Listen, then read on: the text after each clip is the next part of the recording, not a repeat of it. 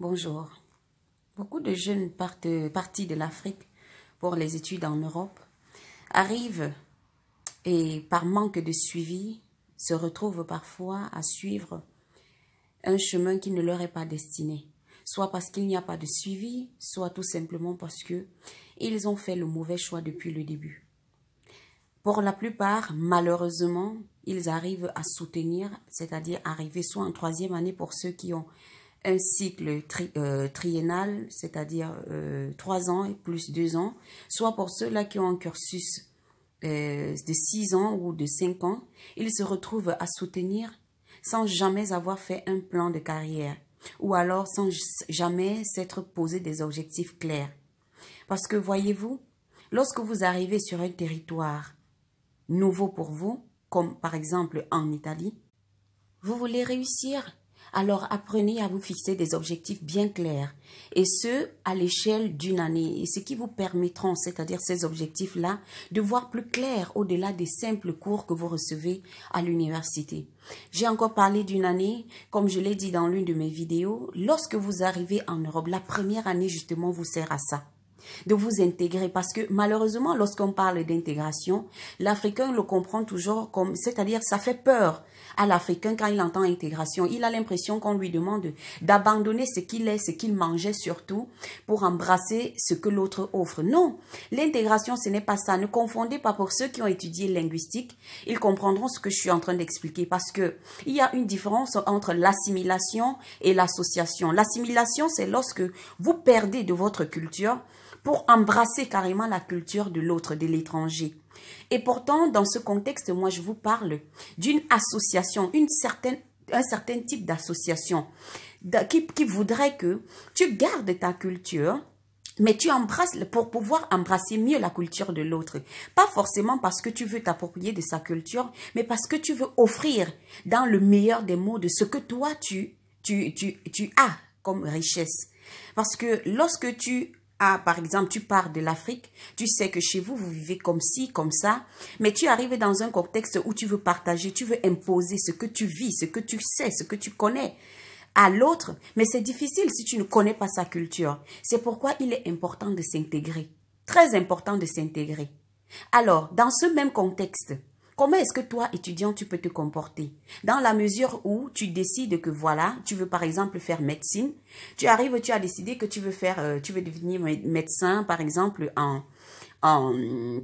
prenons un exemple en chirurgie, tu arrives en Italie où, par exemple, je parlais dernièrement avec un ami dont le fils est médecin qui me disait, voilà, en Italie, malheureusement, beaucoup de gens n'acceptent plus de faire ce métier de chirurgien parce que les Italiens, de plus en plus, aiment porter plainte pour un rien, c'est-à-dire on ne meurt plus en Italie pour rien. Voilà un truc qui peut t'amener à comprendre dans quoi est-ce que tu te mettrais si jamais tu vas t'inscrire en chirurgie. Mais ça ne veut pas dire que là s'arrête ton rêve. À cause de cela, tu devrais arrêter ton rêve. Non. Peut-être ça pourrait t'ouvrir l'esprit dans la mesure où tu devrais, en assistant aux conférences, tu pourrais te jeter par exemple dans un pays étranger, dans un autre pays, mais en développant tes connaissances depuis l'Italie. Mais ça ne veut pas dire forcément que parce qu'on a accusé les autres que ça devrait arriver à toi. Donc ce que je suis en train de dire également, c'est sortez, apprenez à connaître tout ce qui va autour de vous, tout ce qui concourt à ce que vous étudiez. Ce n'est pas simplement les cahiers, ce n'est pas simplement les livres. Donc, c'est très important de chercher à s'intégrer si tu veux réussir. Un autre exemple, pour toi, par exemple, qui fait biotechnologie, prenons cet exemple. Vous savez très bien que vous arrivez ici, vous êtes différent déjà à partir de la peau. Moi, je dis toujours, c'est une richesse. Tu arrives, tu fais biotechnologie. Tu étudies jusqu'à tout ce qui t'intéresse, c'est aller prendre les notes.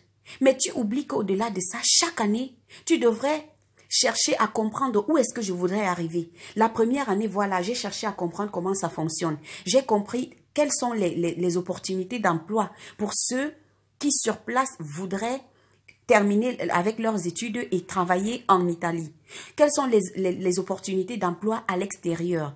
Ou alors, quelles sont les opportunités que je pourrais m'offrir à moi-même ou encore aux autres en rentrant en Afrique? Et si toi, tu es déjà extra-communautaire, comprends que c'est une richesse. Parce que du moment où tu as compris que tu es une valeur ajoutée pour le territoire qui t'accueille, mais tu vas loin, tu iras tellement loin.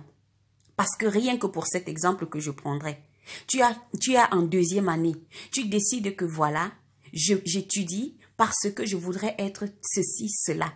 Tu choisis lors de ta carrière un enseignant qui te fascine, celui-là qui est l'incarnation de ton rêve. Tu t'accroches à lui. Tu prends, c'est-à-dire sur toi, de le rencontrer au moins 2 fois par semaine pour discuter des choses parfois que vous croyez futiles et pourtant ça ne l'est pas. Parce que vous oubliez que lorsque vous êtes lorsque vous rencontrez, lorsque vous allez à l'encontre d'un enseignant ici, étant un noir, mais la façon dont il vous considérera après, vous aurez du mal à croire que le racisme existe. Parce que c'est ça en fait. Donc lève-toi, va rencontrer tes enseignants, parle avec eux des éventuels projets que tu as en main. Peut-être qu'il pourra même te poser des questions sur je vais dire les choses que vous avez, les richesses que vous avez sur votre territoire en Afrique. Et ce n'est qu'à ce niveau-là que tu pourras penser un projet sur l'Afrique. Tu pourras penser un projet, pas forcément dans le secteur que tu es en train d'étudier, peut-être en l'élargissant. Parce que c'est ça. Mon frère, tu es étudiant, accumuler les notes, ça ne suffit pas. Je crois que vous n'êtes pas sans ignorer que beaucoup de personnes ont eu des lauréats avec 110 lode, c'est-à-dire avec 110, avec félicitations. Mais ça ne garantit pas, ça n'a jamais garanti un bel emploi. Le bel emploi, c'est ce qui est dans la tête. Lorsque tu as des connaissances qui vont au-delà des notes accumulées, tu as toujours un plus. Parce que nous sommes dans un monde qui est en train de filer. Ça va speed. On est dans un monde globalisé. Donc, vous avez vu, les entreprises, les plus grosses entreprises sur la place sont en train de fermer. Et lorsqu'ils ferment, qu'est-ce qu'il arrive? Il arrive que ceux qui ont été les plus braves, qui maîtrisaient leur matière, ont été proposés à d'autres sociétés, à d'autres entreprises. Parfois, d'autres ont licencié du personnel. Mais pas tout le monde. Ceux qui restent sont ceux-là qui ont une valeur ajoutée. Ta valeur ajoutée en tant que noir, c'est quoi? Ta valeur ajoutée en tant qu'étudiant qui a souffert comme ça en Afrique, qui a pris ton bidoué après plusieurs tentatives pour arriver en Europe. C'est quoi? Ta valeur ajoutée, c'est quoi? Je ne pense pas que ce sont des notes. C'est vrai, lorsqu'on est étudiant boursier, on a tendance à courir derrière les notes et toujours est-il que la note qu'on vous demande même pour garantir votre bourse, c'est pas un truc impossible, c'est vraiment la moyenne. Ça veut dire que ce n'est pas ça qui devrait vous empêcher de chercher au-delà de ce que vous pouvez chercher à obtenir par des notes. Donc, rêvez grand. Donc, dès votre arrivée, commencez réellement à penser déjà votre futur au lieu de simplement étudier pour accumuler des notes. C'est bien beau accumuler des notes, mais ça ne suffit pas. Cherchez déjà à avoir une lecture du contexte qui vous a accueilli. Vous êtes dans la région d'Aosta. Qu'est-ce qui vous a amené à Aosta? Est-ce que c'est tout simplement parce qu'il y avait la famille ou alors c'est par pur choix de filière? Si vous êtes parti à Aosta, d'où est-ce que vous êtes parti quand vous avez quitté l'Afrique, quand vous avez quitté votre pays? Quelles sont les choses que vous avez laissées sur place? Êtes-vous capable de raconter les réalités qui étaient sur place et qui peut-être sciaient aux besoins qui sont sur place ici en Italie? Parce que tout ça est cumulable. Moi, par exemple, lorsque j'étudiais, mes enseignants, ils m'ont parfois appelé pour les aider pendant des cours. Mais seulement, c'était des choses qui n'étaient pas possibles juste parce que le système universitaire ne le permettait pas. Pourquoi? Parce que j'avais une connaissance approfondie des choses du Cameroun, des langues du Cameroun, de l'histoire du Cameroun. Et lorsqu'on prenait les matières d'ici, que ce soit l'histoire de la France, l'histoire de l'Europe, on prenait la linguistique, j'étais dedans. Ce qui fait que l'association des deux, mais ça faisait un boom qui faisait que je semblais être la meilleure de ma promotion. Et peut-être que je ne l'étais pas parce que j'avais osé, parce que j'osais, je n'avais pas peur.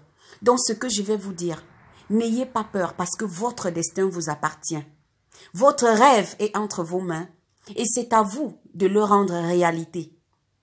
Osez, n'ayez pas honte parce que l'autre limite de l'étudiant ici, africain, c'est la honte. Je ne vois pas l'un poser la question à l'enseignant, alors je laisse tomber, pourquoi est-ce que je devrais le faire? Ça, c'est une mentalité purement qui appartient à la culture italienne. Tant qu'une personne ne le fait pas, personne ne le fera. Or, dans le cœur de tout le monde, là, il y a un besoin de le faire. Mais toi qui viens d'un contexte où tu as souffert, tu arrives, c'est l'argent de toute la communauté, de la tontine de ta mère qui t'a envoyé en Europe. Je ne pense pas que la honte puisse être la première de tes qualités. Tu devrais laisser cette honte-là de côté. Laisse la honte de côté. Va rencontrer l'enseignant. Si en classe, tu ne comprends pas un cours, tu lèves le doigt, tu poses la question. Et tu verras que derrière toi, beaucoup d'autres questions vont commencer à pleuvoir. Ça, c'est le conseil que j'ai donné dernièrement à un étudiant qui se plaignait du fait que il ne comprenait rien et il ne sait pas parce que il a l'impression que l'enseignant ne s'arrête pas. L'enseignant ne s'arrête jamais. L'enseignant ne s'arrête parce qu'il estime que lorsque vous venez, vous savez ce que vous cherchez, vous avez déjà au moins un prérequis du cours. Mais toi, tu arrives déjà, ta langue est limitée, mais tu ne peux pas faire comme les Italiens. Les Italiens, eux, ils s'en foutent. Parfois même, ils ne sont pas boursiers. Parfois même, ils ont juste honte de lever le doigt. Donc, lève-toi, prends ton destin en main, cherche à étudier, mais pour les bonnes raisons, pas simplement pour accumuler des notes. Parce que ça, c'est très important.